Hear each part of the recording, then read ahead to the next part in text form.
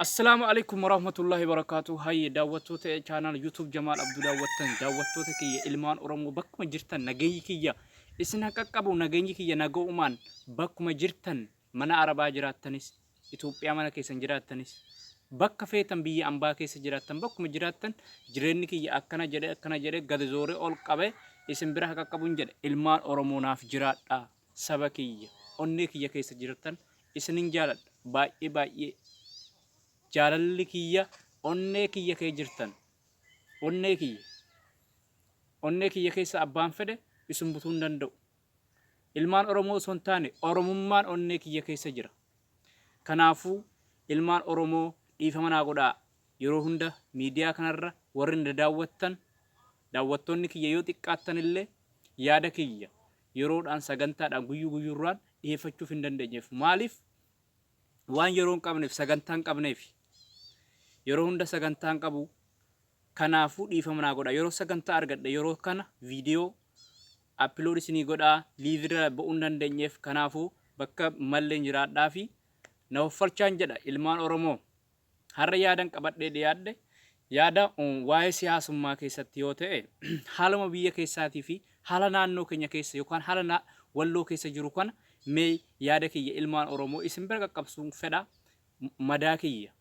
Wanta naquuqame kan hafuura ofitti oksijiniin of keessa na gubaa jiru kana ilmaan Oromoo bira qaqqabsachuun barbaada. Qilleensa irra oolfachuun barbaada. Kanaafuu sheer gochuudhaan maatii keessaniif namoota qabdaniif hiriyoota keessaniif gareerra qabdaniin sheer gochuudhaan nu bira dhaabbadhaa nu guddisaa jirtan inshaallah osoo guyyuu irratti hin dalagee viidiyoon kun har'a bakka inni ga'u rabbuma qofa beeka ture. Garuu ani torban keessa yookaan torban lama keessa yeroo tokko qofa upload kan hin godhu. Maaliif? Wanta biraa osoo hin taaneef ani yaadan quuqame ilmaan Oromoo bira qaqqabsachuudhaaf. Kanaaf ani yaadni kiyya yeroo hundeecha miidiyaa kanaaf kan hin qopheeffadhe yeroo ammaa yeroo teknooloojiin babal'ate kana keessa yaada kiyya maaf qofaa kiyya gubadhaa. Wanta dhagahame bira ilmaan Oromoo bira qaqqabsadha jechuudhaaniif qophaa'ee kanaafuu amma garuma ajandaa kiyya yookaan gara sagantaa kiyyatti seenaa sa'aatii daqiiqaa muraasa qabna. Yaa ilmaan Oromoo walloo keessatti rakkina uumame argaa jirtan dhagaa jirtan. Rakkoo walloo keessaa yeroo hundaa afariinii fi ilmaan Oromoo warri walloo keessa jiraannu daangaa irratti wal dhabna. Yeroo wal dhabne wallollu yeroo wallolles yeroo dheeraadha wanti kun. Amma osoo hin taaneef abboota keenya irraa nu eege waldhabbiin kuni amata tokko ni araaramna, amata tokko nageenya waliin jiraanna, amata tokko illee ammallee deebinee wallolla. Haala saniin waliin jiraachaa gaafa wallollee araara buufnee loonii keenya, re'oota keenya lafa qonnu waliin qollee jiraachaa turre. Garuu waggaa lama kana keessa, waggaa sadii kana keessa lola baay'ee hammaachaa deemaa jira. Lola baay'ee ilmaan Oromoo manarraa buqqisaa jira. Manarraa gubaa jira. Dargaggeeyyi Oromoo nyaachaa jira waraanni kun. Dhaabbata hin qabaanne hanga ammaatti. Furmaata hin arganne. Kana qofaaf miti. Please ani wanta walloo qofa osoo hin taane kan hin dubbachuu qabu amma bakka biraatti yoo dhageessan rakkinni baay'ee nama jira. Bakka qofa saniin miti biyya Itoophiyaa jedhan tana keessa rakkoo baay'eeti deemaa jira. Rakkoo baay'ee fakkeenyaaf Beeshaangul Gumuz keessatti naannoo zoonii Matakkal jedhamu keessatti namichi tokko miidiyaa irratti maatii 9 fi haadha warraa isaa dhabe. Maatii 9 ilmaan isaa jechuudha. Ilmaan ofii dhale ilmaan 9. Ilmaan 9 fi haadha warraa isaa mana isaa keessatti mana ofii ijaarrate itti laffa'ee mana ijaarrate keessatti qabeenya isaa saamanii maatii 9 fi haadha warraa isaa niitii jaalatu irraa fudhatan. Innillee dhayamee du'eera jedhanii dhiisanii deemanii namichi kun Rabbiin hoffalchi jedheen hoffale malee du'ee ture.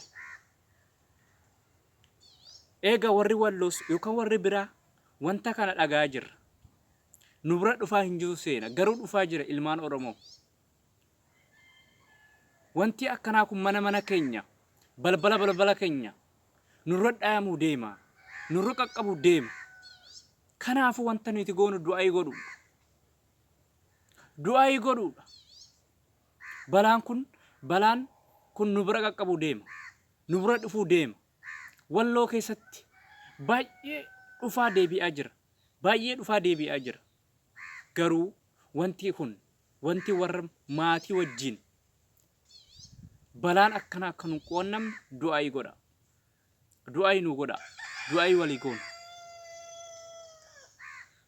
Warreen yaa ilmaan Oromoo warreen wallaalummaa taatanis beekummaadhaanis ta'ee biyya keessas jiraatanii biyya alaa jiraattan ilmaan Tigraay maa dhaayame jettanii gammaddanii warri sirbitan yoo jiraattan please nama ta'a of habarru. Ilmaan Tigraay ilmaan Oromoo irratti yakka dalagee hin qabu. Yakka yoo dalagee raate TPL'dha. TPL'n paartiidha. Paartii fi saba addaan baasnee beekuu qabna. Kanaafuu TPL'n diina Oromoo ture. Abbaan ofirraa diinummaa kana ofirraa bulche, ofirraa buqqise faannoo Amaaraa osoo hin taane dargaggeeyyii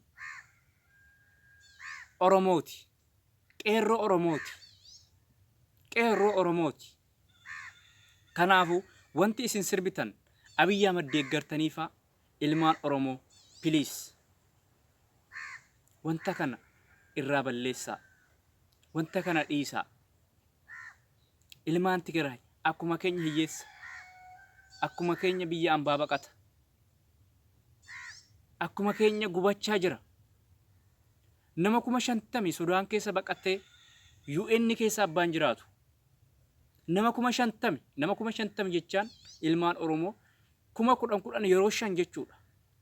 Ka du'e ka daaraa ta'e dhiisi. Kaadiree TPL'n miti abbaan baqatee jiru saba Tigraay. Wanta saba biraa irratti ta'uu kana warri har'a itti gammaddan saba keenya irra boru ni dhufa. Kanaafuu du'aa godha. Balaan biyya keenya hunda keessa akka ba'u. Mootummaan kun akka nurraa buqqa'u. Mootummaan mataan isaa kaansarii. Mootummaan kun wanta inni godhu hunda bakka inni deeme balaa fidee dhufu kana nurraa akka ka'u du'aa haa goonu. Wal bira haa dhaabbannu.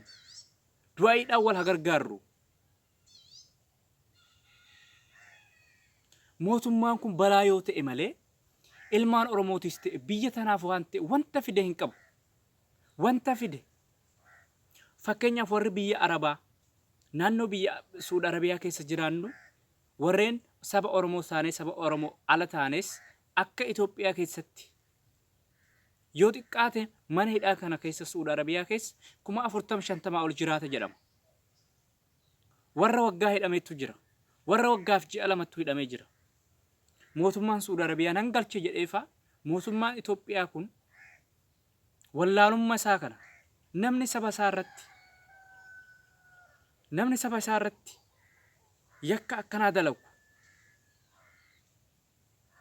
mana hidhaa Suud Arabiyaa keessa bar namni du'aa jira bar. Namni bar yoo agartan viidiyoo isaanii yoo agartan baay'ee ilmi namaa takka akkisa amma ta'u irraa hin eeggamu. Qaamni isaa bar tarta'ee jira. Qaamni namaa tarta'ee jira. Mee akkam goona ilmaan Oromoo mootummaa kana? Mootummaa nama nyaataa kana. Balaan kun boru nu qaqqabu deema. Kan saba isaan feene kaameraa ka'u malee, footoo ka'u malee, nama biraa wa'ii bira gogee footoo ka'u malee namichi kun sabaaf nama mootummaa hin yaanne. Mootummaa hagana gara jabeenya qabu yeroo duraaf jenereeshinii kana keessa yeroo seenaa kiyya kana keessatti yeroo amma ani jaarraa kiyya kana keessa yeroo duraaf mootummoota 3 ofirra dabarsinee jirra. Mootummaan akka kanaa wallaalaanis gara jabeenyaanis gowwummaas nama qabu karaa inni deemu hunda balaa yoo ta'e malee wanti inni fidu takka waan hin jirre mootummaa kanan arge. Abiyyi Ahmad mootummaa nageenyaa ta'e beekaa ta'e akka Jawaar Mohaammed akka Lammaa Magarsaa fa'a osoo wanta tokko jijjiirama fudhuu danda'e akkam akkatti gammannu maaliif saba keenya waan ta'eef afaan Oromoo waan itti dubbatuuf garuu baay'ee yaazanne baay'ee gaddine saba keenya keessaa ani Oromoo jecha maqaa Oromoo maqaa Itoophiyaa tana kan xureessu mootummaan kun baay'ee nu qaanesseera. Itti qaanoo nu qabnu nuutillee ilmaan Oromooti abbaan Abiyyi Ahmad deeggare. Inni akka aangoorra be'u kophee uffata isaa abbaan isa akka abbaluut ture karaa abbaan banuut tureef hulaa balbala abbaan banuuf ture ilmaan Oromooti. Wareegama ruhii isaa wareegeefaa Abiyyi akka aangoorra ba'u Abiyyi kabaja aangoo akka argatu ilmaan Oromooti. Abbaan isa deeggarillee farda yaabbachaa aadaa gaashaa eeboo Oromiyaa san fidaa abbaan sirbaa ture duraan dursee ilmaan Oromooti. Inni wallaalaa ta'uu isaa agarraan dura bu'ee abbaan itti qabsaa'e ammallee ati mootummaa nama nyaataadha. Mootummaa biyya tanaaf saba Oromootiif jijjiiraman fuunu hin fuddu jedhanii abbaan bira dhaabbate duraan dursee saba Oromooti. Saba Oromooti. Oromoon waan itti qaana'u hin qabu. Amma sabni bira hunda itti ka'ee jira. Tigiree jedhiin Amaarillee amma hangoorra haa bu'u. Namichi kun nama wallaalaadha. Waraana bakka hedduun nu kaasaa jira. Sudaan dhufte lafa baay'ee qabattee lafa Itoophiyaa. Lafa baay'ee kiloomeetirii 75 jechaan makiinaadhaan sa'aatii 2 ol deemtu. Laali. Lafa kana hunda Sudaan fudhattee jirti. Ilmaan Oromoo akkuma agartan Oromiyaa keessa ta'u Dabuba ta'u Beshangula keessa ta'u bakka hunda waraana deemaa jira. Karaa keenya yoo dhufte karaa Walloo keessaan karaa Afarii fi Oromummaadhaan karaa daangaa irratti lola jira. Biyyi gubachaa jirti. Inni wanta filannoo fi jijjiirama qofa haasaa namichi mataan isaa kaansariidha. Nama isa qabee mana hidhaa galchuu dhabame. Nama isa qalbee mana hidhaa galchuu dhabame namicha kana. Kanaafuu du'aa godhuu qabna ilmaan Oromoo. Mootummaan kun akka nurraa ka'ee siyaasaan Oromoo hayyoonni Oromoo mana hidhaa keessa nageenyaan ba'anii